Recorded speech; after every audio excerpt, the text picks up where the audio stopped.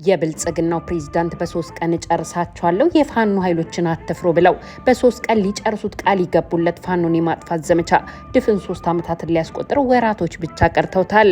ይህ በ3 ቀን ትጥቁንም ቀበቶንም አስፈታለሁ ብሎ የተጀመረው ኦፕሬሽን የ3 ዓመት የመከራ ሰዓት ሆኖ የፋኖ ኃይል የጀመረውን ኃይል መልሶ እየዋጠ እንደሚገኝ ይታወቃል።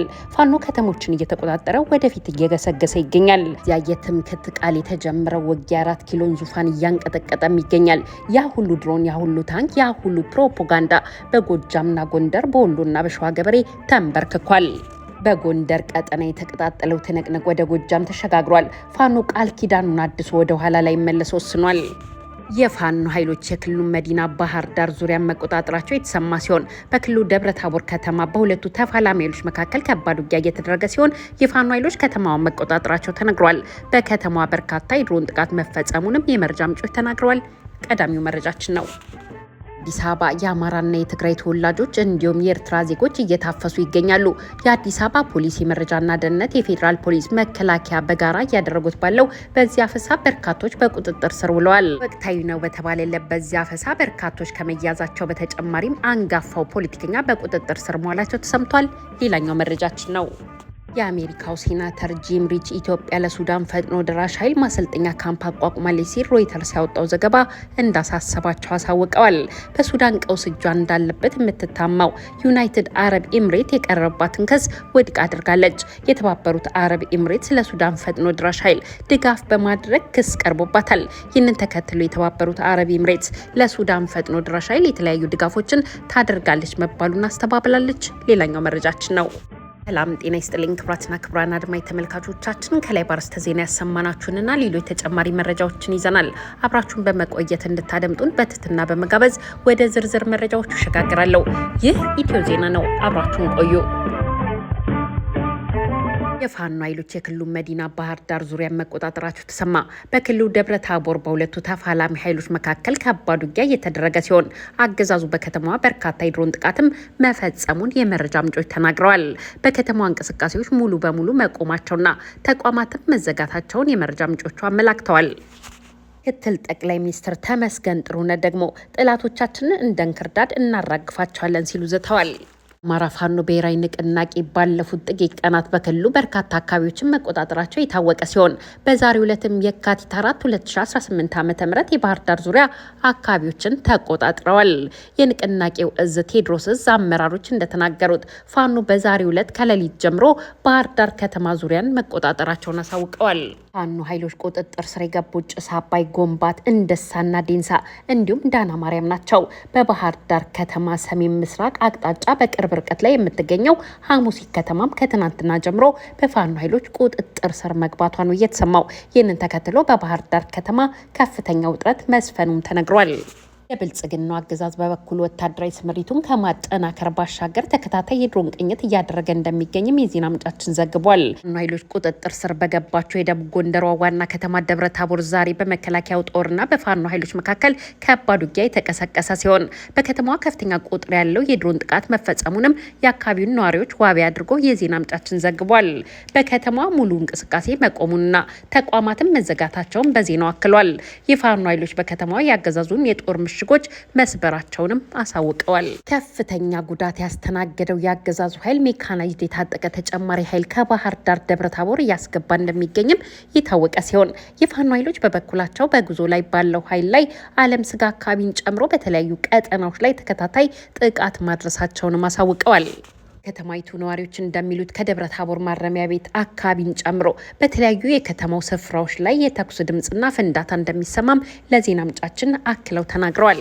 ብልጽግናው አገዛዝ በደብረ ታቦር ከተማና በአካባቢው ያልተቋረጠ የድሮን ስምሪት ማድረጉና ቢያንስ ከ10 ያላነሱ የድሮን ጥቃቶችን መፈጸሙም ታውቋል። ጥቃት ከተፈጸመባቸው የከተማ አካባቢዎች መካከልም አየር ማረፊያ ሰፈር፣ ወይበላ ማርያም፣ ቄራ ኡራኤል ቤተክርስቲያን አካባቢና ወርቄ የተባሉ ቦታዎች ተጠቃሾች ናቸው። የድሮን ጥቃት የደረሰው ጉዳት መጠን እስካሁን ያልታወቀ ሲሆን በዚሁ በደብረ ታቦር በቀጠለው ውጊያ በተለይም በማርያም ቤት፣ ግራር ሰፈር፣ ጎንደር በር፣ ኪዳነ ምሕረት፣ አባረጋይና እብናት እና ሌሎችም አካባቢዎች የሸፈነ ጥቃት መፈጸሙን ነው ነዋሪዎች የተናገሩት። አሁን ተከትሎ ደብረ ታቦር ከተማና በአካባቢ የትራንስፖርት እንቅስቃሴ መቆሙ ተነግሯል። ተቋማትም መዘጋታቸውን ነዋሪዎች አረጋግጠዋል። በአካባቢው ከደብረ ታቦር በተጨማሪ ወረታ ዙሪያ፣ አውራምባና ወርቅ ሜዳ በተባሉ አካባቢዎች በአገዛዙ ጦርና በፋኖ ኃይሎች መካከል በቡድን መሳሪያ የታገዘ ውጊያም እየተደረገ ይገኛል ሲል የዜና ምንጫችን ዘግቧል።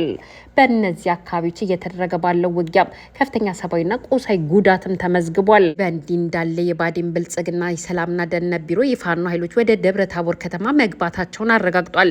ቢሮ ባወጣው በዚህ መግለጫው ላይ ወደ ደብረ ታቦር ከተማ ከገባው ፋኖ ጋር እየተዋጋን እንገኛለን ሲል አሳውቋል። የማንነት ቀውስ ያለባቸው ባንዳ፣ ዘራፊ፣ ተላላኪና ጥገኛና ሌሎች የስድብ ቃላትን ተጠቅሞ ያወጣው መግለጫው ብልጽግና ያለበትን የተስፋ መቁረጥ ሁኔታ አመላክቷል። ብልጽግናው ፕሬዚዳንት አብይ አህመድ በ3 ቀን ጨርሳቸዋለሁ የፋኖ ኃይሎችን አትፍሩ ብለው በ3 ቀን ሊጨርሱት ቃል የገቡለት ፋኖን የማጥፋት ዘመቻ ድፍን 3 ዓመታትን ሊያስቆጥር ወራቶች ብቻ ቀርተውታል። በ3 ቀን ትጥቁንም ቀበቶንም አስፈታለሁ ብሎ የጀመረው ኦፕሬሽን የ3 ዓመት የመከራ እሳት ሆኖ የጀመረውን አካል መልሶ እየዋጠ የሚገኘው ፋኖ ከተሞችን እየተቆጣጠረ ወደፊት እየገሰገሰ እንደሚገኝም ተነግሯል። በአዲስ አበባ የአማራ፣ የትግራይ ተወላጆችና የኤርትራ ዜጎች እየታፈሱ ይገኛሉ። የአዲስ አበባ ፖሊስ፣ የመረጃና ደህንነት፣ የፌዴራል ፖሊስ፣ መከላከያ ሰራዊት በጋራ እያደረጉት ያለው ይህ አፈሳ ወቅታዊ እንደሆነ ተጠቁሟል። በዚህ ዘመቻም አንጋፋው ፖለቲከኛ በቁጥጥር ስር መዋላቸው ተሰምቷል። በመላው አዲስ አበባ የአገዛዙ የጸጥታ ኃይሎች እስርና አፈሳ በስፋት እያካሄዱ እንደሆነ ነው የመረጃ ምንጮች የተናገሩት። በአሁን ጊዜ እየተካሄደ ያለው እስርና አፈሳ ወቅታዊ በሚል ዘመቻ ነው የሚደረገው የተባለ ሲሆን በዋናነት የኤርትራ ዜግነት ያላቸውና የአማራና የትግራይ ተወላጆች ላይ ያተኮረ ነው። በዚህ ዘመቻ በርካታ ወጣቶች መታፈሳቸው የታወቀ ሲሆን ቁጥጥር ስር ከዋሉት መካከልም ፖለቲከኛው የሸዋስ በቁጥጥር ስር ውለው የነበረ ሲሆን ማምሻውን ከሰዓታት እስር በኋላ መለቀቃቸውን ፓርቲያቸው ኢያፓ አሳውቋል። አገዛዙ በአዲስ አበባ ከተማ በከፍተኛ ሁኔታ ነዋሪዎች ላይ ጫና እያደረገና አፈሳ እየፈጸመ እንደሚገኝ ነዋሪዎች ተናግረዋል። ይህ በእንዲህ እንዳለ በአዲስ አበባ ከተማ የሞተር ሳይክሎችን ማሽከርከር ታግዷል። ሱዳን ቀውስ እጇ እንዳለበት የምትታማው ዩናይትድ አረብ ኤምሬት የቀረበባትን ክስ ውድቅ አደረገች። የተባበሩት አረብ ኤምሬት ለሱዳን ፈጥኖ ድራሽ ኃይል ድጋፍ በማድረግ ክስ ቀርቦባታል። ይህንን ተከትሎ የተባበሩት አረብ ኤምሬት ለሱዳን ፈጥኖ ድራሽ ኃይል የተለያዩ ድጋፎችን ታደርጋለች መባሉን አስተባብላለች። የአሜሪካው ሴናተር ጂም ሪች በበኩላቸው ኢትዮጵያ ለሱዳኑ ፈጥኖ ድራሽ ኃይል ማሰልጠኛ ካምፕ አቋቁማለች ሲል ሮይተርስ ያወጣው መረጃ እንዳሳሰባቸው አሳውቀዋል። ሴናተር ሪች በማህበራዊ ትስስር ገጻቸው ላይ ባሰፈሩት መልእክት የተባበሩት አረብ ኤምሬቶች በሶማሌላንድ በኩል ለሱዳን ፈጥኖ ድራሽ ኃይል እንዲደርሰው ወደ ኢትዮጵያ የአቅርቦት መስመር ዘርግታለች የሚል ሪፖርት ማውጣቱን ሁኔታውን የበለጠ የሚያሳስብ ነው በማለት ስጋታቸውን ገልጸዋል። ድርጊቱ አሜሪካ የፈጥኖ ደራሹን ኃይል የውጭ አሸባሪ ድርጅት ብላ እንድትፈርጅ ምክንያት ሊሆን ይችላል በማለትም ሴናተር ሪች አስጠንቅቀዋል። ሰሜን ምዕራብ ኢትዮጵያ ቤኒሻንጉል ጉሙዝ ክልል ውስጥ ለፈጥኖ ደራሹ ኃይል ተዋጊዎች ማሰልጠኛ ስለመቋቋሙ ሮይተርስ አገኘሁት ባለው መረጃ ዙሪያ የኢትዮጵያ መንግስት ይህ ዘገባ እስከተጠናቀረበት ሰዓት ድረስ በይፋ ያለው ነገር የለም። ውድና የተከበራችሁ አድማጭ ተመልካቾቻችን እኛም ለሰዓቱ ያዝናቸው አጫጭር መረጃዎች እነዚህን ይመስሉ ነበር። ወዳችሁና ፈቅዳችሁ ስላዳመጣችሁን አብራችሁን ስለነበራችሁ ከልብ አመሰግናለሁ።